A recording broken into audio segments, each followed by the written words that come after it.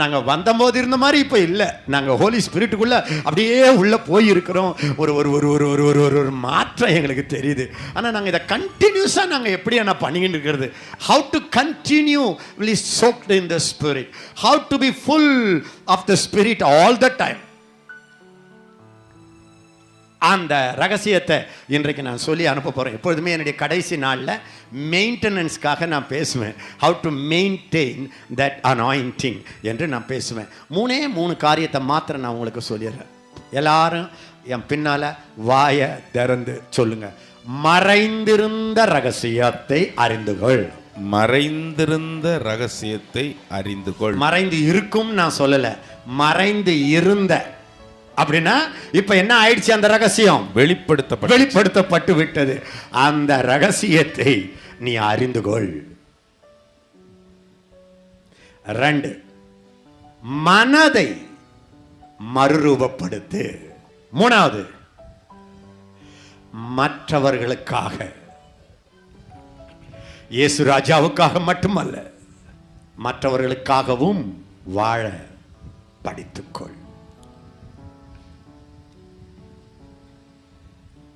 First, கொலோசையர்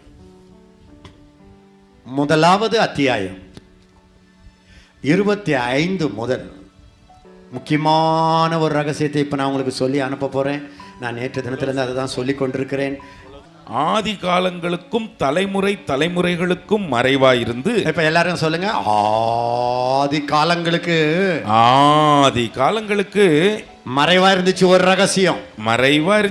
ரகசியம். ஆபிரகாமுக்கு மறைவா இருந்துச்சு, ஈசாக்குக்கு மறைவா இருந்துச்சு, தாவீதுக்கு தெரியாது. நல்லா கவனிங்க, தாவீதுக்கு தெரியாது, நெகேமியாவுக்கு தெரியாது, தானியேலுக்கு தெரியாது.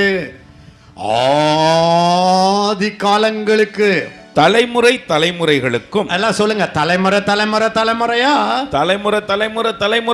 ஒரு ரகசியம் மறைவாவே இருந்தது.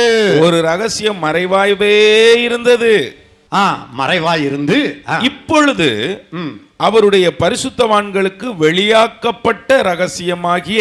சத்தமா சொல்லுங்க, இப்பொழுது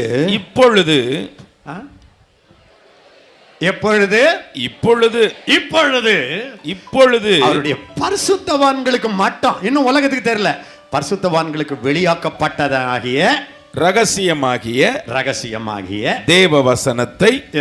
இந்த தேவ வசனமே ஒரு ரகசியம். அருமையானவர்களே, நீங்க நினைச்சீங்கன்னா இந்த ஆதிகால பக்தர்களை போல வாழலாம்.